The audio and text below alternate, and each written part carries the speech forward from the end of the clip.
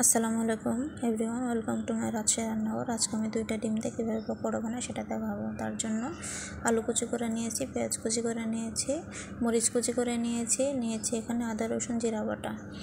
এবার আমি ডিমটা সুন্দর করে মাখিয়ে নেব। তার জন্য আমি পেঁয়াজ কুচি দিয়ে নেব আলু কুচি, তারপরে দিয়ে নেব মরিচ কুচি। এবার আমি এখানে দিয়ে নেব স্বাদ মতো লবণ, দিয়ে দেব একটুখানি হলুদ গুঁড়া। এবার আমি এটাকে সুন্দর করে মাখিয়ে একদম নরম করে ফেলবো। এভাবে যত মাখাবেন তত ছোট হয়ে যাবে আর ডিমগুলো ভালোভাবে মিশবে। এই যে আমি সুন্দর করে মাখিয়ে নিয়েছি। এবার ডিমগুলো ভেঙে এটার মধ্যে দিয়ে আবারও মাখিয়ে নেব।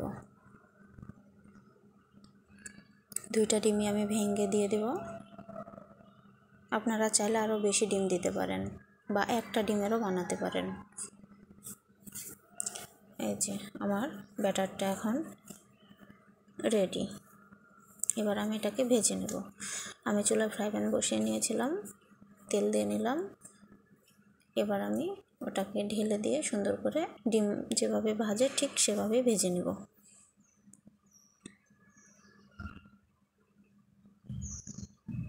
এটাকে আমি একটু পাতলা করে দেব যেন আলুগুলো সুন্দরভাবে সিদ্ধ হয়ে যায়। এটা হয়ে গেলে এক পাশ হয়ে গেলে আরেক পাশ উল্টিয়ে দিয়ে সুন্দর করে ভেজে নেব। এই যে আমি আরেক পাশ উল্টে দিয়ে সুন্দর করে ভেজে নিয়েছি। এবার চুলায় এভাবে ছুরি দিয়ে সুন্দর করে এভাবে কেটে নেবেন।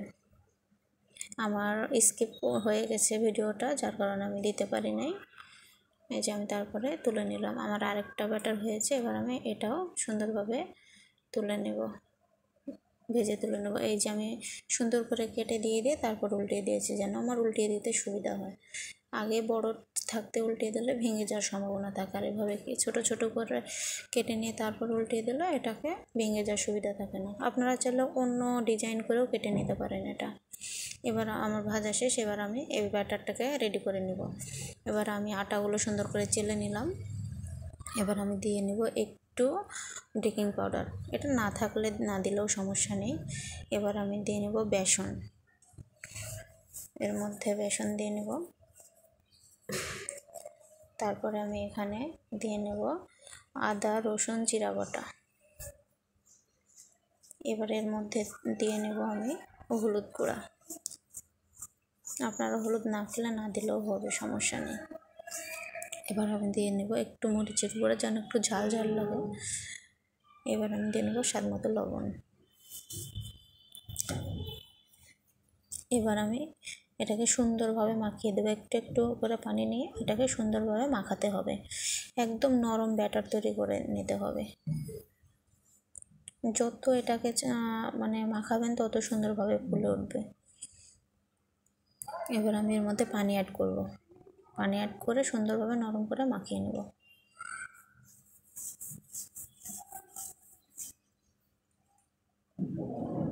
এই যে আমার ব্যাটারটা রেডি।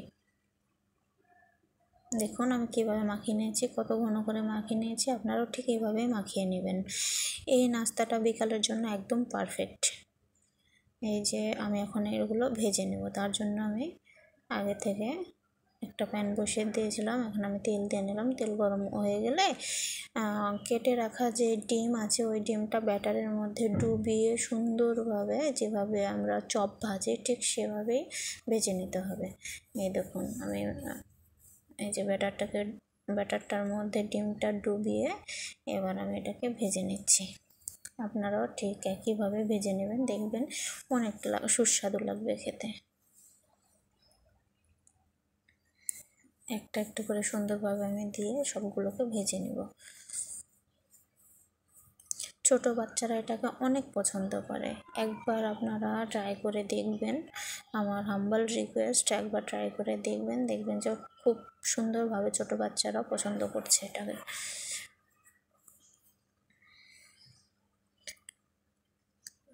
এক পাশ হয়ে গেলে আরেক পাশ এভাবে সুন্দরভাবে উল্টে দিয়ে নেবেন, তাহলে দেখবেন যে একটুও ভাঙবে না, সুন্দরভাবে হয়ে যাবে। আমার লাস্টে দেখবেন একটুও ভাঙেনি একটাও। আমার এক পাশটা একটু এই যে আমি আগে একটু ভেজে নিয়েছিলাম, আমার ভিডিও আসলে কেটে কেটে গেছে, যার কারণে আমি একটু ভিডিওটা ফুল ফ্রি দিতে পারিনি। আমি আরেকটা ভেঙে দেখাবো, দেখুন কত মুচমুচে হয়েছে, কত মুচমুচে হয়েছে, কত সুস্বাদু হয়েছে খেতে। এই যে আমার এক পাশ হয়ে গেছে, এবার আমি উল্টিয়ে দিয়ে সুন্দর করে আরেক পাশটা ভেজে নেব। দেখুন একটু ভাঙেনি, কত সুন্দর হয়েছে।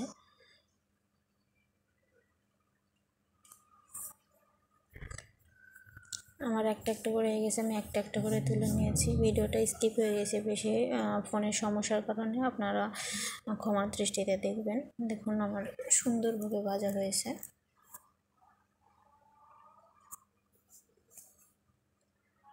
একবার হয়ে গেলে আপনারা একে একে সবগুলো এভাবে ভেজে নেবেন। আপনারা একটা ডিমেরও বানাতে পারবেন, দুটো ডিমেরও বানাতে পারবেন, আবার বেশি ডিমেরও বানাতে পারবেন, কোনো সমস্যা নেই এটাতে। দেখুন কত সুন্দর হয়েছে, আমি সবগুলো ভেজে তুলে নিয়েছি। Thanks for watching my video.